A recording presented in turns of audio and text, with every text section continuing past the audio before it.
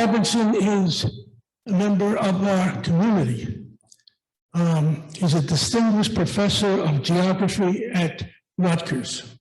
And for the past 3 years, he's been a member of the past 31 years, the New Jersey State climatologist.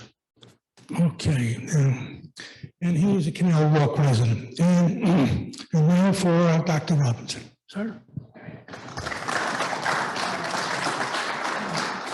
Thanks, Vince. It's a pleasure to be back because I spoke here about 6-7 years ago. And it is a pleasure to be here, meaning I walked here this evening. So little did I know, 6 years ago, we'd end up here. We moved in appropriately, well, we moved during COVID. We've been here 1.5 years. But anybody remember that big snowstorm 2 winters ago? Yeah, I had to wait for the Bobcat to pull the snow out of the driveway before I could back the car in with the first load from our other house.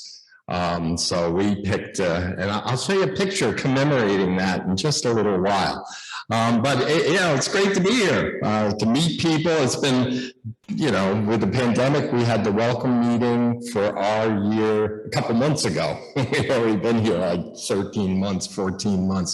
But we both, Missy and I, both work full time, which also keeps things. And when I mean full-time, I mean like 60, 70 hours a week because we're both crazy workaholics. I'm both involved with education. Said here, I've been at Rutgers for 34 years in the Department of Geography and went through the ranks up to now. I guess I've been here long enough that they give me the title of distinguished. I don't know if that's true or not. But about 3 years after getting to Rutgers, I was asked by the dean of the Cook College, the Ag Experiment Station. I'm split between deans. I'm in the School of Arts and Sciences, the School of Environmental and Biological Sciences. I was asked, because my predecessor was retiring, I was asked to become state climatologist for our state. And as such, I was foolish enough to say yes without really negotiating course releases and things like that. But now 31 years later, I'm by 5 years the longest serving state climatologist in the nation and the longest serving state climatologist on record. But it goes fast, it goes fast. So I have to start. You're gonna see some familiar places and some unfamiliar situations perhaps during this. Anybody recognize where that photo's from? Put it this way, I got to it on my bike on September 2nd, 2021. No, I went out the back gate. I don't have a photo at the bottom of that street there, but I got to there and I went out the back path, the path in the back. This is down Schoolhouse Road. This is the intersection of Schoolhouse and Weston Canal Road on the afternoon of the 2nd. Notice the sun is shining.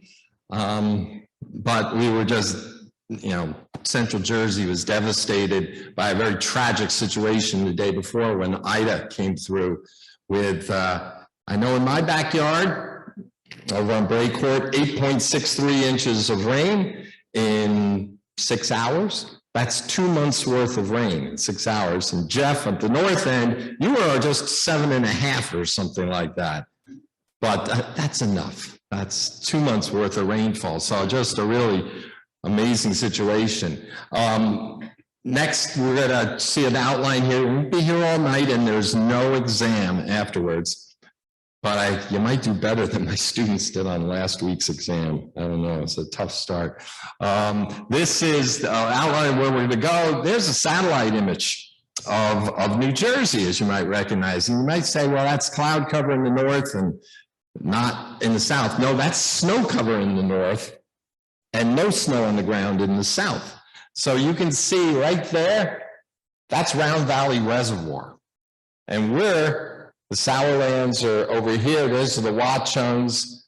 There's the Millstone Basin. We're right about here.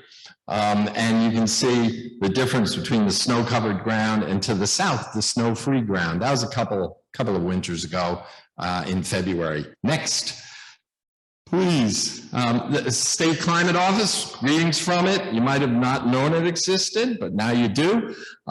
Every state has one, except Massachusetts right now. The rest have state climate offices. Puerto Rico has a state climate office. And our credo is locals trusting locals, but what we're here for is to help people make decisions that are related to weather and climate. Now think for a second, what's not related to weather and climate? Emergency management, tourism, transportation. I could go on and on, agriculture, of course, in our environment, and on. So I'm dealing with people from all over. Tomorrow afternoon, I'm the one academic on the state drought task force. So I'll be meeting with New Jersey Department of Environmental Protection folks tomorrow afternoon. It'll be like, we've met once every month, 3 weeks for the last couple of months as things got drier and drier. So it's a neat thing. I get exposed to all these different things and know DOT and DEP and OEM, which is run by the state police. So that's the applied side of things. So we provide people with data, with information, with our expertise to help them make decisions. We don't make them for them. That keeps us out of trouble. I mean, even the night of Ida, we have a weather network, and we were advising Office of Emergency Management where the governor was. Every 5 minutes, we were grabbing data from 66 stations across the state and feeding it to the Weather Service, to the media, and to the Office of Emergency Management, helping them make decisions on that very fateful night. So this is our website. You can visit it. I just wrote up a September narrative. Jeff handles Canal Walk with his narrative, and I've got a narrative that just looks at the state as a whole over the course of the previous month and or season or year. Next, please. So I invite you to visit njclimate.org. Real easy to get to. Next. I forgot my slide advancer this evening. You don't want me to talk about this slide all night. But there's all kinds of information. If you want a climatology, every tornado in New Jersey since 1950 is documented on a link on that site. And we got all kinds of other goodies coming along too, like every year's snowfall since 1895 in New Jersey, but we don't have that loaded yet. But you can find this on our website. The top left shows you the last 12 months of precipitation departures in New Jersey from last October through this past September on the right, on the top there.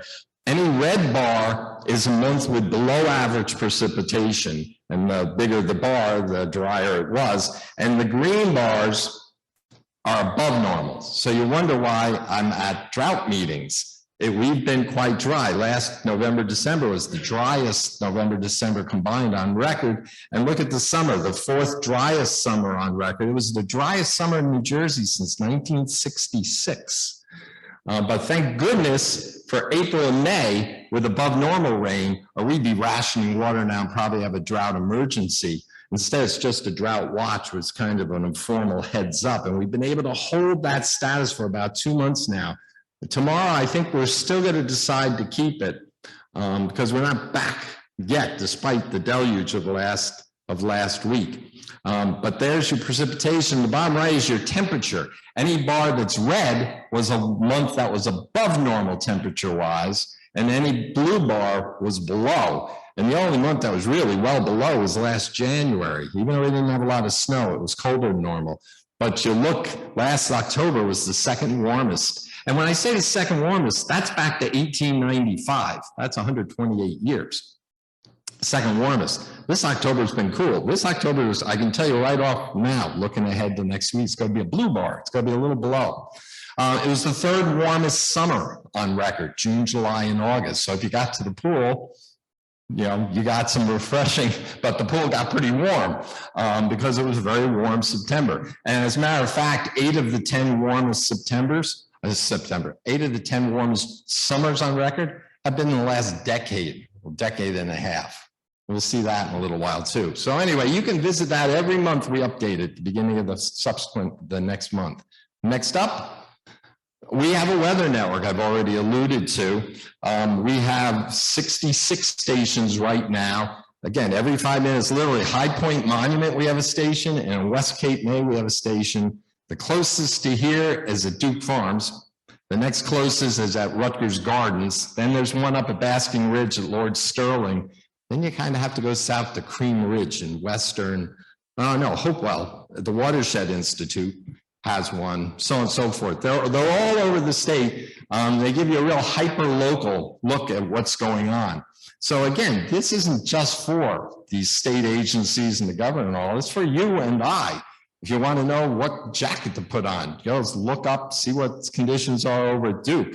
It hit 31 degrees at Duke yesterday morning for the first freeze of the season. About 15 of our stations hit freezing yesterday morning, including one in northern Cape May, and then one in Cumberland County as well. So the growing season is over in some areas, and we had some frost all over the place.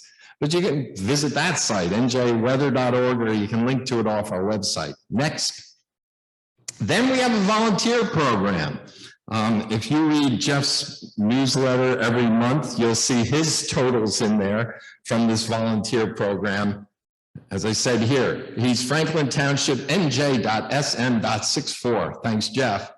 The one below it is mine, over on the south side by Braycourt, and Jeff's up at the northern end towards Schoolhouse. And we have fun comparing to each other. I contend we should get, half a dozen or dozen of us taking observations and see how the precipitation varies around Canal Walk. Sometimes we're almost spot on, a couple times last month.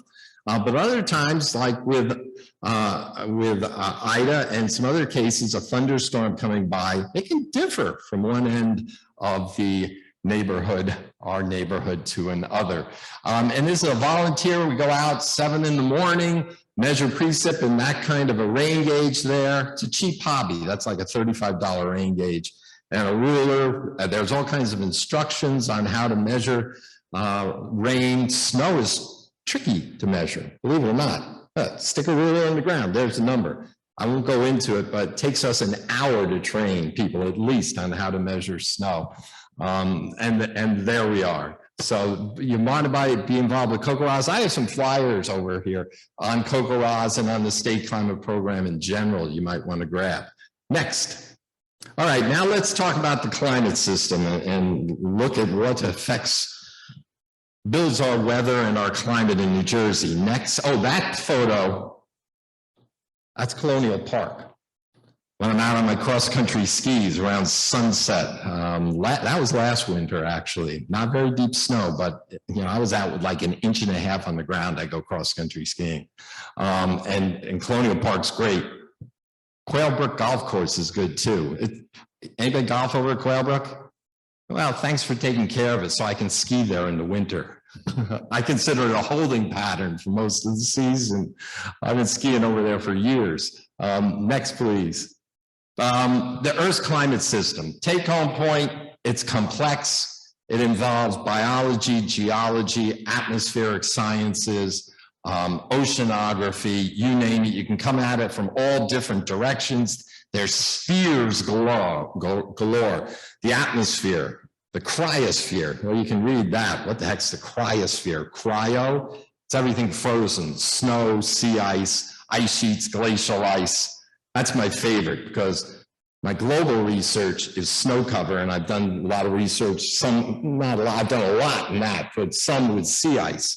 And in my career, which goes back many a decade, it's amazing what we've seen change in terms of Arctic sea ice, in terms of spring snow melt and things like that. And then you've got the biosphere, and you've got humans. Oh, look at that, front and center in there. You've got humans with burning of fossil fuels, deforestation of lands, and so on and so forth. So it's complex, but it's a system. It has no beginning and end.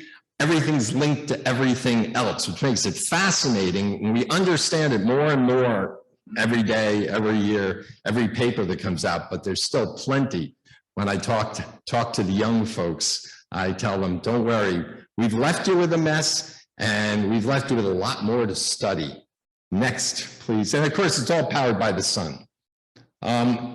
We're going to talk about extremes tonight, so I figured I'd pick up a variety of extremes, and we'll revisit some of them here on this figure. That map of Jersey just shows we have kind of sub-regions of the state too, the Pinelands, the coast, the highlands, and so on and so forth. But there you've got Sandy on the top left, breaching the Barrier Peninsula at Maniloking.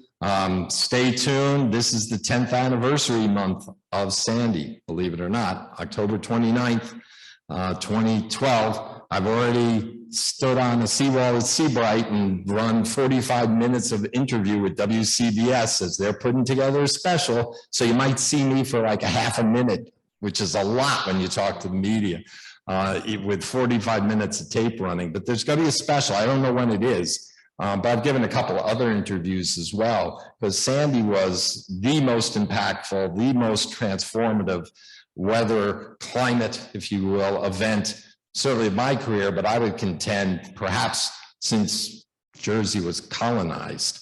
Forest fires in the Pinelands, we had a 14,000 acre fire this June, an occasional tornado in New Jersey, we average about 2 a year. That's a flash. Those cars were pulled off a dealer's lot in Little Falls a couple of August ago, and they were floating down a little creek that suddenly wasn't so little.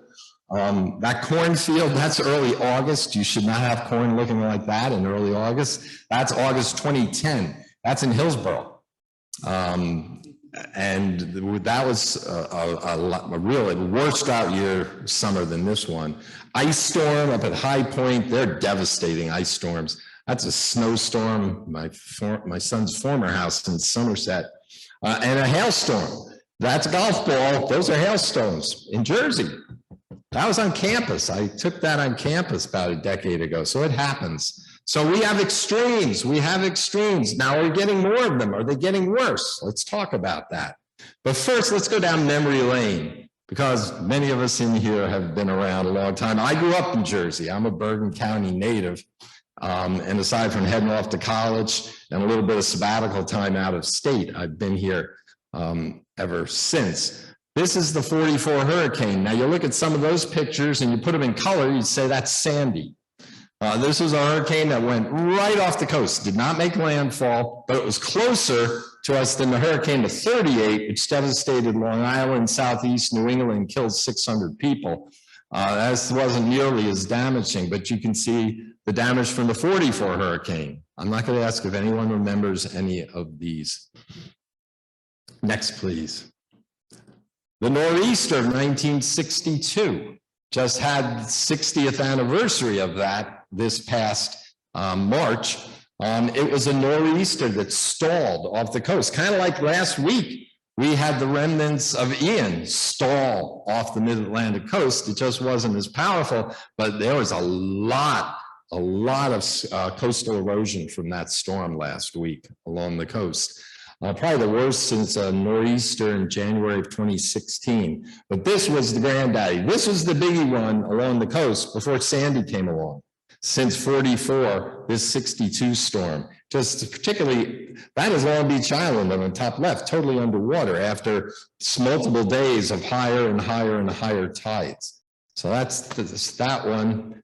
I barely remember that one, going down with my parents the next summer and visiting friends who had a cottage there. Next, please. Then again, I was a weather weenie since I was, that tall. So a lot of memories. This is the Delaware River bed. The Delaware River is right over there. That's the great drought of the mid-60s. Probably the worst drought in 500 years in New Jersey, according to tree rings that have been sampled to get proxy records from the past. We have records of rain gauges back to the late 19th century. Just 3 years in a row of deep deficits of rainfall. I don't ever want to see that come again. Next, it's Floyd. Remember Floyd? That was the first super flood in the Raritan Basin. One of my colleagues, late colleague who was a geographic historian, looked at records of the Raritan Basin into colonial times and never saw a flood that came close to Floyd, came close. So that was Floyd flooding out many places. Fire and flood often come together. We saw that in Manville with Ida last year. Next shot, some memory lane, huh? That's Irene, 12 years after Floyd, equaled Floyd. So two incredibly large floods, 12 years apart. Nothing we had seen in a couple hundred years, at least 12 years apart. Almost the exact same crests on the Millstone and on the Raritan, and there's Manville taking a hit once again. Next shot is just a year later, October. I didn't throw one in here, but you know, remember what happened 2 months after Irene? Remember the Halloween snowstorm? If you lived from here north, you may remember it. That was just 2 months after. Anybody remember what happened 2 weeks before Irene? It was the Virginia earthquake that many of us felt up here. That was quite a tumultuous year from geology and weather. This is Sandy. That's Hoboken underwater on the top left. That's a power substation. Water and electricity don't mix very well. Probably 1 million trees came down in the state. What, 80% of the state lost power. There's the breach at Manilokin again. And that's a home on Raritan Bay where the water level at Sandy Hook blew out the gauge when it was about 3.5 feet over the previous record. And we estimated it afterwards by looking kind of like a bathtub wing in some of the military facilities there, probably about 4.3 feet over the previous record, which had been Hurricane Donna in 1960. And all the other storms are within like 12 inches of Donna. So again, this was just so far beyond what had been seen before that it kind of sets a new mark all by itself, all over by itself. Next, please. This was my welcome to Canal walk. This is, now mind you, I love snow. I've studied it my whole life. I loved it as a kid. I ski in it, whatever. But there's our block. Our house is at the end there. A couple of days after, where they'd already shoveled out the the mailboxes and pushed them back. You know, remember that being done. Except I turned to Missy and I go, "We don't have a mailbox." She goes, "Yeah, it's that one." I goes, "No, that's the other neighbors." No, that's the other neighbors. So they put in a temporary box for me, and I went digging. And that was our mailbox. About a dozen pieces. In it was a lovely note from our new next door neighbor welcoming us to the community. So I always kidded Tom and others that this was our welcome to the community, a crushed mailbox, but actually a gift of a new mailbox coming in. So I don't know, maybe you don't see the humor. I found it humorous at least. Anyway, there we are, quite a snow event. Next up, Ida, 30 people drowned, mostly through drowning. About 40 people died from various causes in Sandy, but many more people died from this flash flooding. There was an EF3 tornado, you can see on the top left down in Gloucester County, the strongest tornado in New Jersey since October of 1990 when Montgomery Township had a 3. There's never been a 4 or 5, the top of the list, but it was the strongest tornado since 1990. But the heavier rain was further to the north. This area right here, right through here, had 8 to 9 inches, 7 to 9 inches of rain. And every one of the drowning deaths was right here. Not to the north where they got a month's worth of rain in 6 hours, or to the south where much less rain fell in the southern part of the state. But it was in that area that had recurrence intervals are calculated for rainfall. This would have a recurrence interval of once every 500 to 1,000 years. And not just in one location, but from Hunterdon County up to southern Bergen County. Just an amazing event. I know it's years, I hear me saying it's amazing, but believe me, this was an amazing event. And with that tragic flooding in Elizabeth, people drowned in basement apartments. There was the river flooding that followed it at Manville. And guess what? The Raritan flood crest and the Millstone flood crest essentially equaled Floyd and Irene. So now we got by far the 3 largest floods in the Raritan Basin in 200 plus years have all been since 1999. It's not because we've developed the basin and put in more impervious surfaces, parking lots and rooftops. That contributes a little, but it's too much rain in too short a time over large areas of these basins. And there we are. And then you all saw what it looked like in Manville. That's the day the president visited. So extremes. We have seen a lot of extremes of late. Here, this is actually looking towards Manville that was when I biked out the back way from here and took that shot at the bridge. Let's look at climate change before it gets too late. Cut to the chase. Climate change is occurring. It's happening right now, and it is affecting New Jersey. Not just Jersey, the whole globe, but it is affecting New Jersey. And then we're going to really cut to the chase, and we look for attribution. And the next one says, and we're responsible for the bulk of the changes that have occurred in about the last half century. Before then, the climate system is naturally very variable, up and down, in and out, and whatever.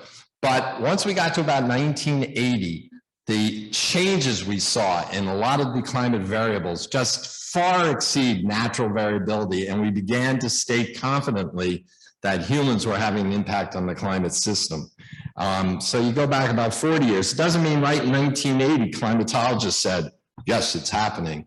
It's, it took time. I wrote a paper in 1990 looking at spring snow cover loss, and I said, this could be attributed to climate change. Now we've done more studies with attribution, and we say, yeah, it is due to climate change. But we were beginning to get the idea that this theory of the greenhouse effect, we were beginning to see through observations. And then we were putting them into computer models of the climate system. And they were beginning to say, the only way you can explain what's happening is by human activities. And then once we're confident in that, we're going to use those models as our crystal ball into the future. Next, please. Observations from the left to the right. 1895 to 2021, New Jersey average annual temperatures. And you can see an upward move there. And that blue line is a linear regression from 1980 onwards. And New Jersey's warming at about 7.4 degrees per century pace for the last 40 years. That's a big pace when you consider the whole range on this graph is only about 8 degrees. So we are really warming. You can see how it just took off in the late 70s, early 80s. Then you look at the bottom, that's precipitation. And you notice there's a lot of variability from year to year in precipitation. That's the drought of the 60s. That's the year of Irene. But that was the wettest year on record until 2018 came along. And there wasn't an Irene or a Floyd. It just rained frequently and moderately very often. And you can see that we are getting wetter with a trend of over a foot, almost 16 inches a century, a trend in increasing precipitation, but we still have dry years or dry summers, witness what we just had. So you got, look at the variability here. But back in the early part of the 20th century, it wasn't so variable. So we got to be prepared for drought, or we got to be prepared for flood. Extremes. We are seeing more extremes in New Jersey. Next, please. Have a little fun with this. Just laugh and we'll go on. I do like to show this slide because it tells a story. And that's what we need to do as climatologists. We can't just show those wiggly graphs with linear regressions all the time. People's eyes roll up in the back of their heads. I was on a panel with someone from the House Science Committee and showed this slide and others. This is the only slide she wanted. because it told a story. And that's what the politicians on the Hill or down in Trenton need to do. They need to tell their constituents stories of what's going on, not just feed them numbers and graphs. I've just gotten good schooling, good lesson by working on with the political side of the ledger on this. And this tells a story that people are going to remember more than a graph. And they want stories, personal stories about how they're moving communities in Alaska because they're getting eroded away. And why are they getting eroded away? There used to be sea ice right up to the shore of these communities for many, many months of the year. Now with the sea ice there, fewer months, the storms that impact the area can put waves and pound the shoreline. When there's sea ice there, there's no waves pounding the shoreline. So those are the kind of stories that they want to bring home, not just we nerdy scientists showing yet another time series graph. And that tells a story. Next, please. That was just another extreme. If you back up, and you may recognize that. That's taken from the railroad bridge in the southern end of Manville, looking into town. The railroad underpass there. And that's Floyd on the top left. That's a nor'easter. That's a nor'easter. That's Irene. I didn't make it there in May 2014 to take a shot. And now that I live on the other side of the river, I couldn't get there for Ida. When I lived in Hillsborough, I was able to sneak in the back roads and get into town and take those shots along the walking on the railroad tracks and shooting. But you can see the traffic light there. Essentially, all these major floods. In fact, the stream gauge at Blackwell's Mills, upstream a little bit, has 100 years of record of the height of the river. 6 of the 8 largest floods in the last century have all been since Floyd. 6 of the 8 largest floods. It's just on and on and on. We're seeing more extremes. You see 1 or 2, you go, I'm a climatologist. We're skeptical. We need to be convinced. We need to be patient. A meteorologist can get instant gratification or condemnation, depending on how their forecast goes. But climatologists, we have to be, we have to sit back and say, well, let's wait. It's one extreme or another. But now you start seeing 3 extremes, 4 extremes, 6 extremes, century-long records being broken. And you figure something's up. Next slide, please. Sea level is rising. There's yet another time series. This is Atlantic City. Cut to the chase, that's the last century. Sea level's risen about 1.5 feet, a little under 1.5 feet the last century. And there's a lot of reasons for it, but basically it's because the oceans are warming and thermally expanding, some ice in Greenland, some alpine glaciers, maybe a little West Antarctic ice sheets melting, and sea level is rising. The land's also sinking a little in South Jersey, a post-glacial land, isostatic rebound or suppression, I should say, and pumping water out of the ground lowers the ground. But 3/4 of that signal is because of what we're doing to change the climate. Next, please. And then there's theory and modeling. I already mentioned sophisticated models that look at the oceans, the lands, the atmosphere, and try to recreate the climate system. And when they do, then you can start turning the dials and adding more greenhouse gases or a volcanic eruption and see what it projects to the future. But this greenhouse effect is shown in a cartoon on the next slide. Basically what we're doing, we have a natural greenhouse effect. The planet wouldn't be habitable without it. The sun only provides enough energy to warm the planet to about 0 degrees Fahrenheit. But we've naturally, historically, geologically speaking, had carbon dioxide, water vapor, some methane naturally in the atmosphere. And what it does, it lets the energy from the sun in, but it's reluctant to let that heat out. Eventually it gets out. Otherwise, we really overheat. Now, it's usually in the past, there's been a balance between in and out. There's not one today, and that's why we're warming down the surface of the earth, and 90% of that warmth is being held by the oceans. But the fact is, if you're still cold underneath that blanket, what do? You add another blanket. And that's what humans have done. We essentially put another blanket on the bed. The energy is still getting out, the bulk of it's still getting out, but it's being held under the covers longer. But again, if it doesn't get out, you're going to self-combust at some point. But there's an imbalance right now, and what humans have done is added carbon dioxide and methane and other trace gases. That's allowed the atmosphere to warm, which lets more water vapor sit in the atmosphere, which is a greenhouse gas. And we're adding another blanket to the bed. Simply put, the greenhouse effect. Next. All right, some people know where that is. It's Colonial Park again. It's Colonial Park. I take a picture every season looking there and there. So what does that mean for our future? Let's cut right to the chase again. Next slide. Temperatures are going to keep rising in New Jersey and globally. The die has been cast. Doesn't mean we can't control them a little bit, maybe keep our hand on the throttle of the train and slow it down, but temperatures are going to keep rising. In the mid-Atlantic, the models suggest steady or increasing precipitation. We seem perhaps be seeing that already. We are pretty confident now we're seeing increased variability and extremes in storms, in flood. When it rains, it pours. We're getting more of our rain in heavy events. Because the atmosphere is just primed. It's a warmer atmosphere. It contains more moisture. When you have a trigger, bam, out comes the rain. But what if you don't have a trigger? It's hotter. It heats up. It dries things up. So you can go to drought until the next trigger comes along. So more variability from drought to flood, to drought to flood.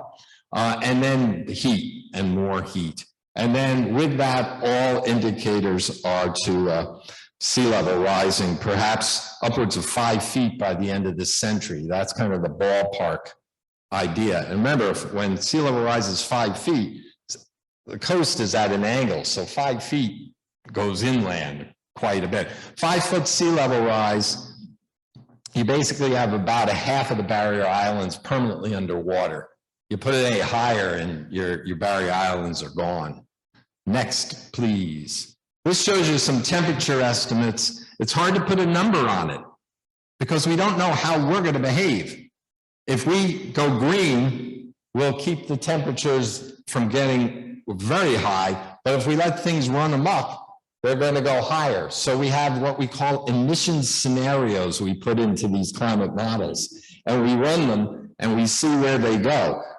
In most of our lifetimes, by the time we get to the middle of this century, it doesn't matter too much what we've done to date. But what we do now is going to make a difference for our grandkids at the end of this century. We're not probably going to see much of a change. Whatever we do now, the die is kind of cast for the next 10, 20, 30 years. But what we do now will have an impact on the second half of the 21st century. That's hard for politicians to understand. That's hard for people to understand. But that's why I go out and talk about this stuff. I'm talking to you folks tonight. Last Tuesday night, I was up at Blair Academy for like the third time. One of my college buddies runs a drama program there. We're up talking to their Skeptics Society. And last Wednesday, I was over at Quailbrook. It's a senior center talking to those folks. And my poor students, yeah, I was in class at noon today talking to them. Next, and they're the ones that get the grades. A flash flood back in 2000 up in northern Jersey took out that road. A lot of roads here, just a reminder to say that we're seeing increased rainfall, and it's projected that a 100-year recurrence interval of a storm will be a 50-year event later in this century. So it'll be twice as common to happen. Doesn't mean it's going to happen every year, but it's going to happen more often. And then people ask me a lot, especially with Ian last week and all, did a few interviews on that. What about tropical cyclones? What about hurricanes in the future? And the state of the art of the field right now, and I'm not a tropical climatologist or meteorologist, but I get it and I know what's going on, read the papers. It's not suggesting we're going to have more of these storms, but the storms that we get are going to be stronger, are going to spin up faster. So you'll have less warning to get out of harm's way. They will stall. because steering currents in the atmosphere look like they're going to continue to weaken. So a Harvey will sit off of Houston and flood them, or Florence off South Carolina and flood them. Even the remnants of Ian, the ghost of Ian, stalled off the mid-Atlantic coast, became what we call a cutoff low. And then there's some interesting study last year that the storms are going to be powerful enough when they come inland, they're going to stay stronger further inland.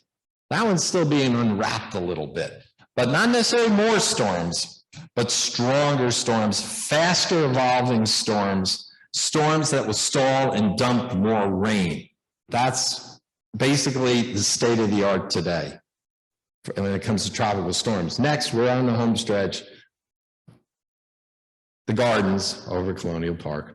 Impacts of climate change, just a couple. I'm not a social scientist. We have many wonderful colleagues in the geography department at Rutgers and elsewhere at Rutgers.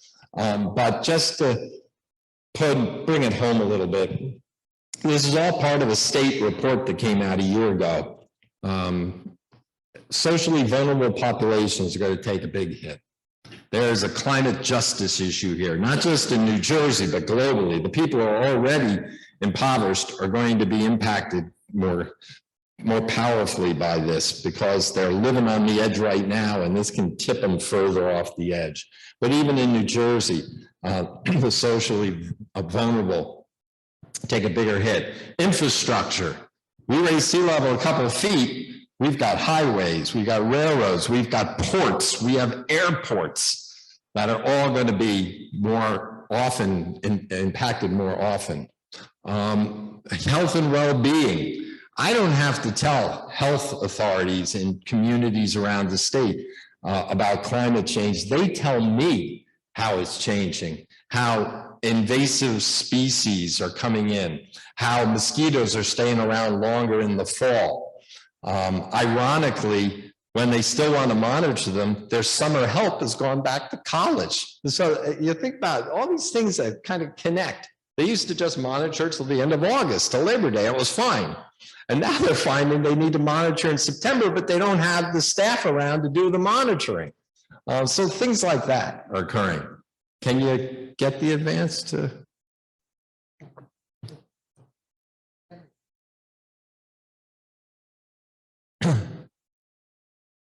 And just one more slide with this. Ecosystems, obviously there's great impacts on ecosystems. Coastal communities, goes without saying. We've already talked about agricultural and food supply. You know, we have $1 billion agricultural industry in New Jersey, and we have $1 billion aquaculture industry in New Jersey. And then that brings you to oceans and marine life as well. So there's nothing untouched, unscathed by this whole climate change conundrum that we're in. Getting to the end, because I know I've taken probably too long. You're gonna sleep well tonight, aren't you? Yeah. That's the way it is sometimes. That's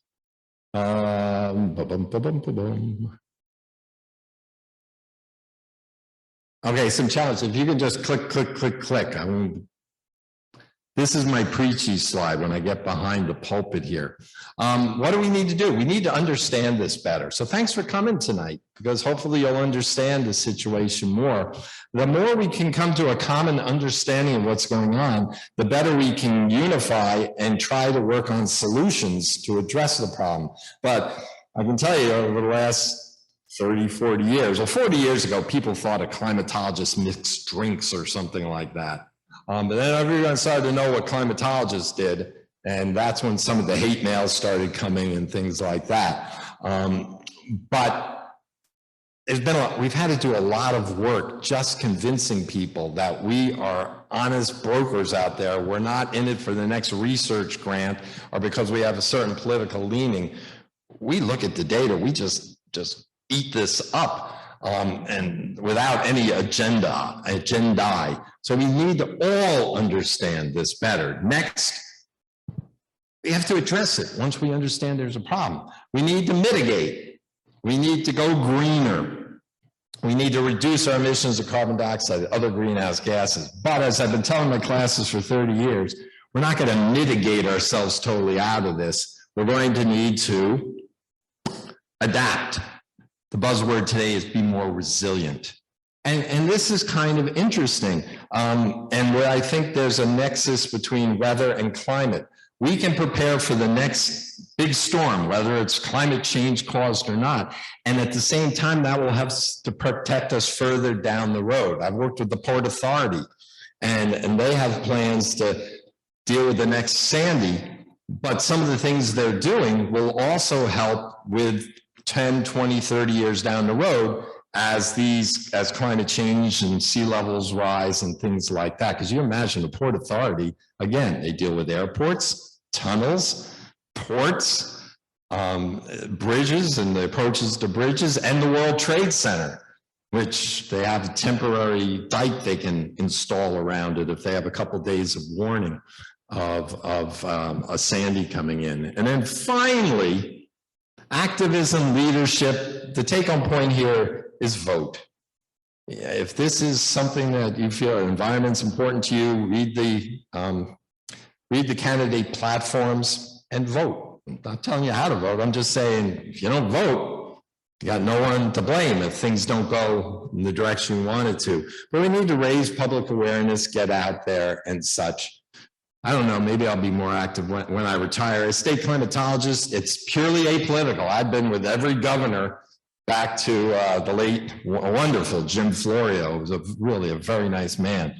But every era, now there was the previous administration to the current one, climate was stricken from every agent, every DEP committee and whatever. It's back. I've sat down there with them and literally around a table and for a half a day, and we just kind of, Dave, what do you think about this? What do you think about that? Where should we go with this? It's back, but I've never had any pressure put on me. I'm very, very grateful for that they've let me be the scientist, but that's partially because while professors have tenure and I have colleagues who shoot from the hip, I realize I have a certain responsibility in the appointment as state climatologist to, kind of talk to everyone, work with everyone. And it's worked for 31 years.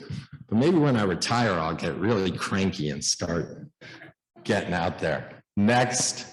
I'm not going to sum this up, but basically, I'll just quickly sum it up. New Jersey, it says North Jersey from another talk, wide variety of conditions. They're changing. They're going to continue to change. In fact, some of the changes are going to accelerate. We're going to see more extremes. With that, impacts are going to expand. We need to keep a keen eye on it. That's self-serving. We need more of our weather network support and things like that. But to leave with some semblance of hope, we were smart enough to get ourselves into this mess. We invented the combustion engine, the Industrial Revolution. I'd like to think we might be smart enough, have enough brain cells. If we don't, maybe the people, this younger folks we left this to will, to help, not just engineer us, but figure out different ways that we can address this and maybe ameliorate it somewhat. So there still is time to slow the train for mitigative and adaptive actions to be taken. And with that hopeful note, we'll conclude with, some climate change resources. I'd be happy to share any with you. You can pick up a flyer later, email me. I live for email 18 hours a day.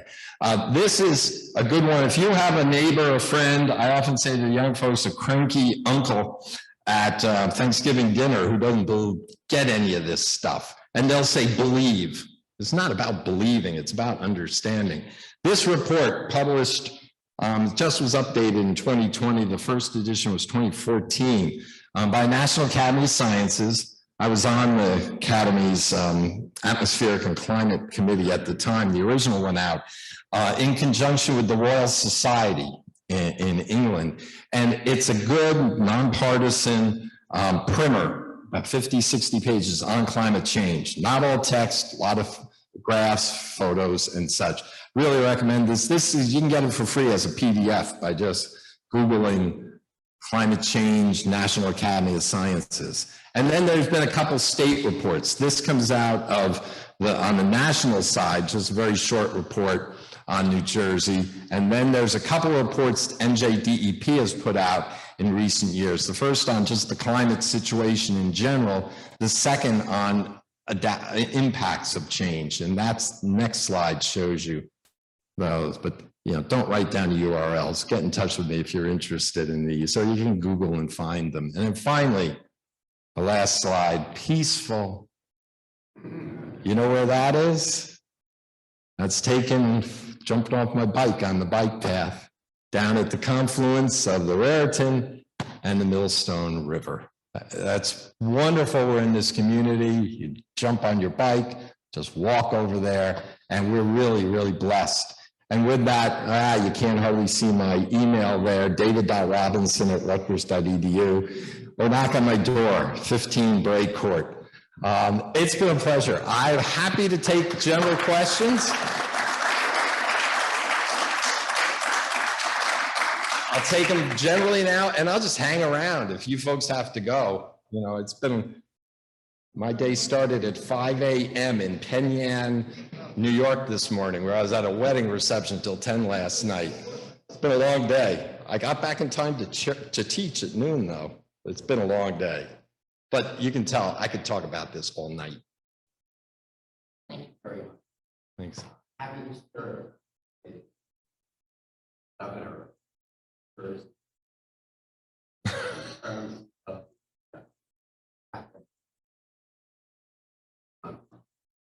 not even unless you down Yeah. unless you really feel the devastation, Mm-hmm. right? And I spent money helping people.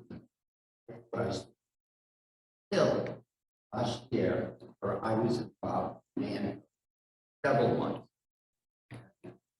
That last week we have a home and in the torrential rain, I have never seen rain. You mentioned it. Like, 20 inches in eastern Florida, not near landfall, but on the other side of the peninsula. unless Yeah.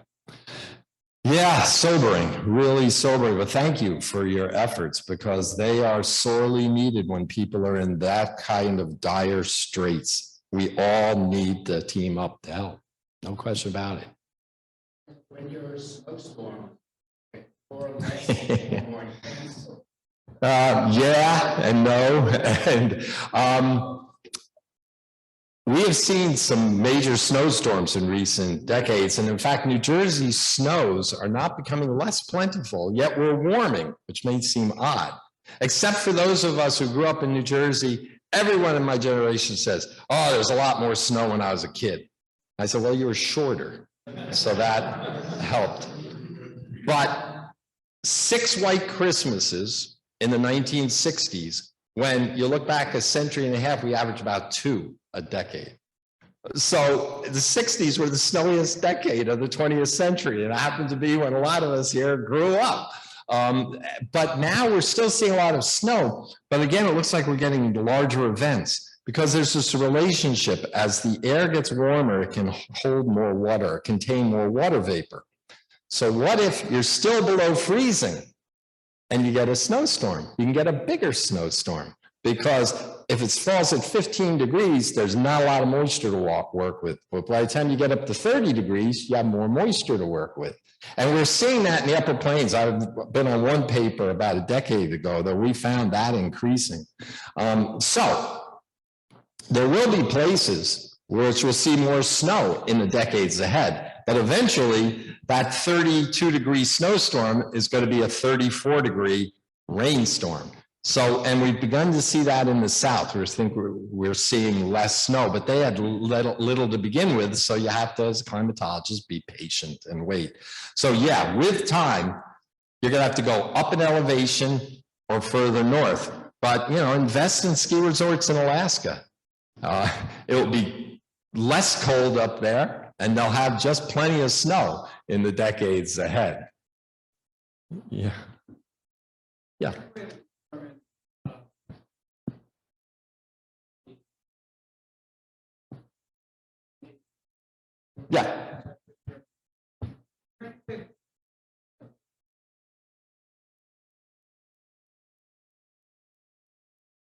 Yeah, no, that's a great question. And it's an area of active research today called attribution studies.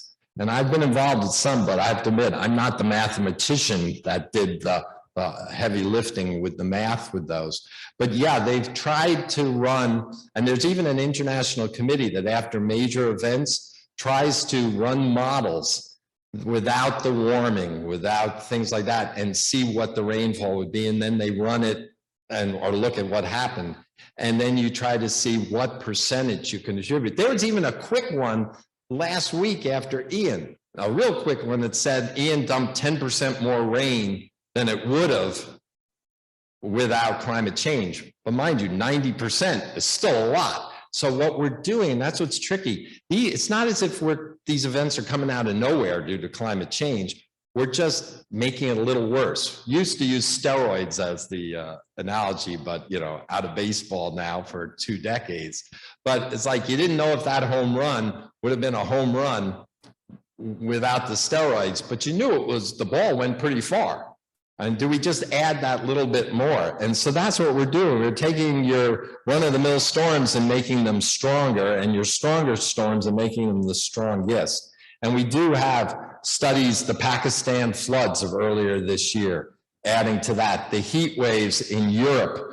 I don't know if I saw a study of the one this year that we were smack dab in the middle of in 104-degree London back in July when we visited. But yeah, we're being able to ferret out the portion of the signal, but I don't want to give you for a minute think that these wouldn't occur without humans roaming the planet, but we're making these strong storms stronger, these heat waves hotter. We're making the extremes higher, we're making them last longer in some cases, and we're having them cover larger footprints. There's a lot of different ways we're impacting. Yeah. Is it universally accepted the rules of climatology? Global energy source.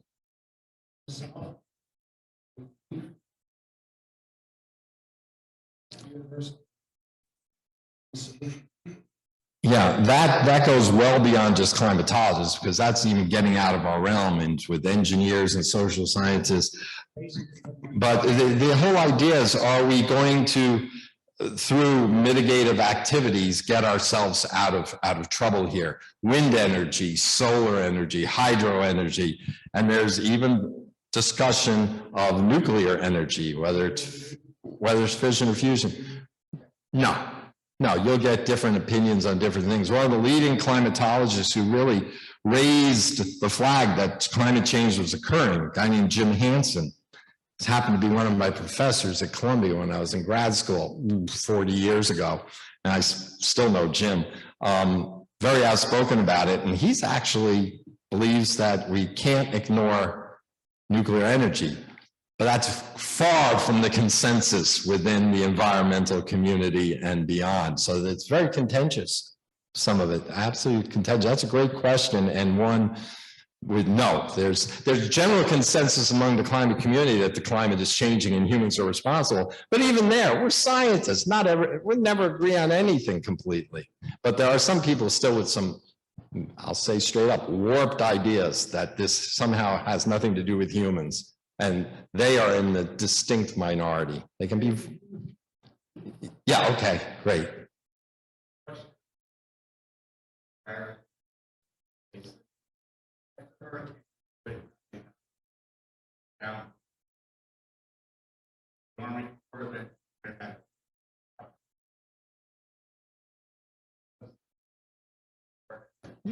Right.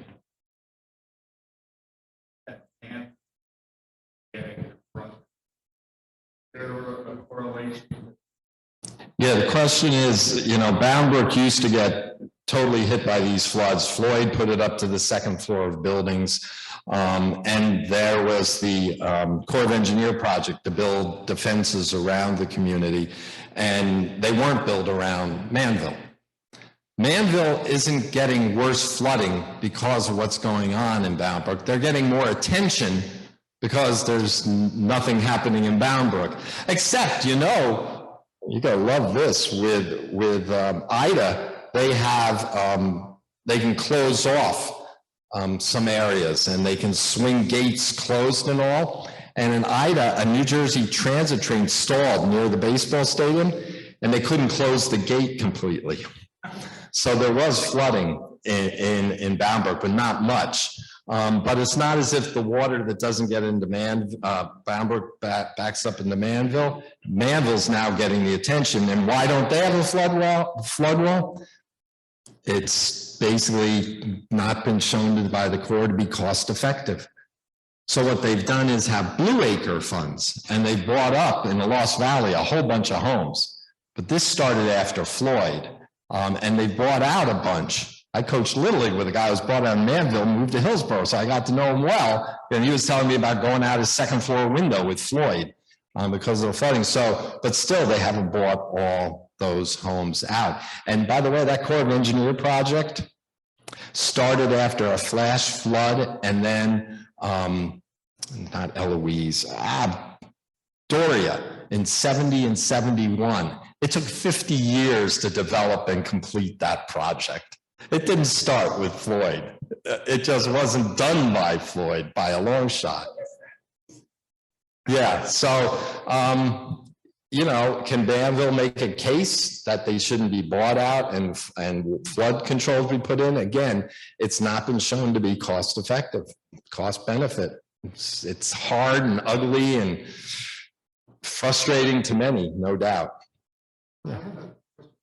Basically, I was just wondering,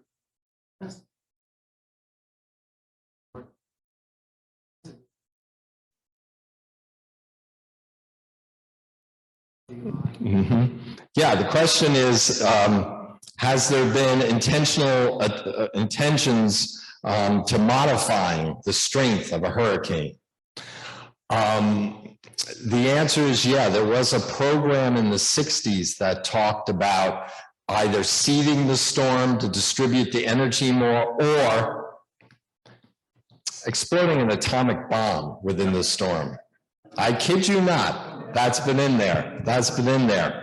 And it's been brought up by politicians since at times, which of course would be an abject disaster.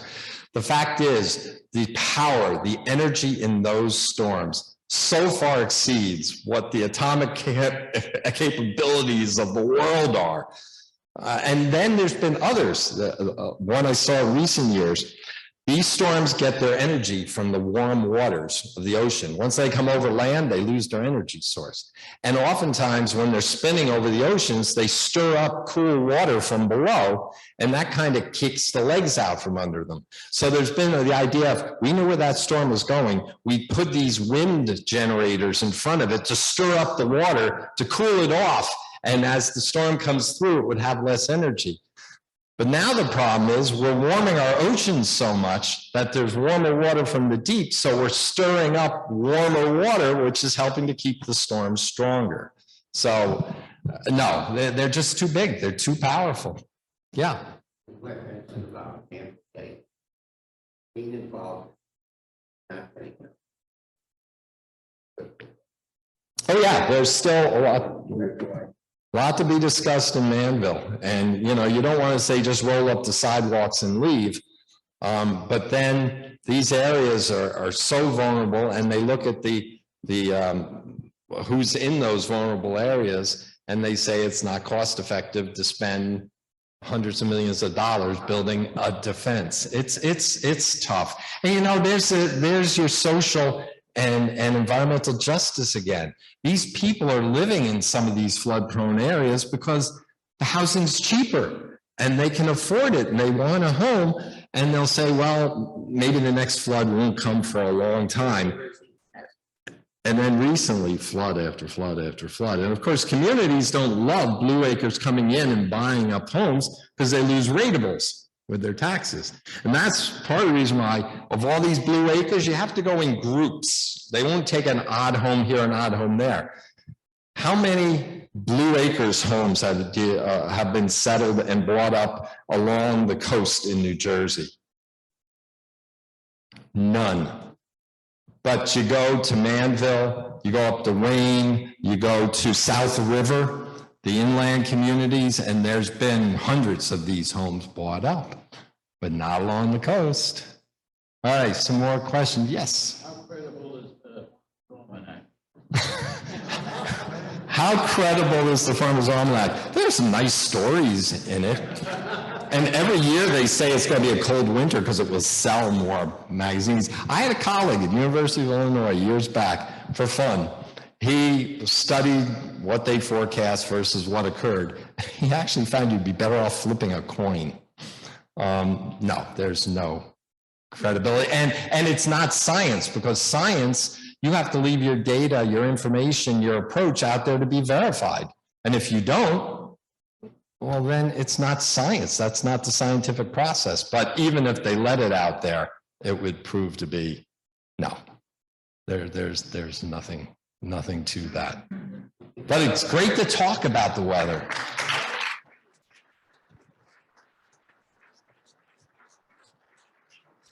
So now if you see me ride my bike, which I'm always doing, or Missy and I walking around, just stop me and ask, but don't, like my former neighbors did, they blame me. This is your fault that we got this snow. Only once did a neighbor roll down the window and say, thank you for the nice day. Anyway, have a great, I'm going to get another one of these? All right.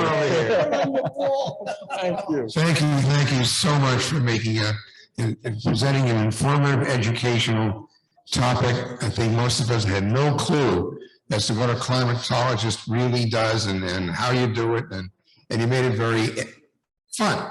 Great. The presentation was fun. So we got. Don't forget Jeff. Yeah, Read Jeff's stories. All right. They're great. You got to get over here for the picture.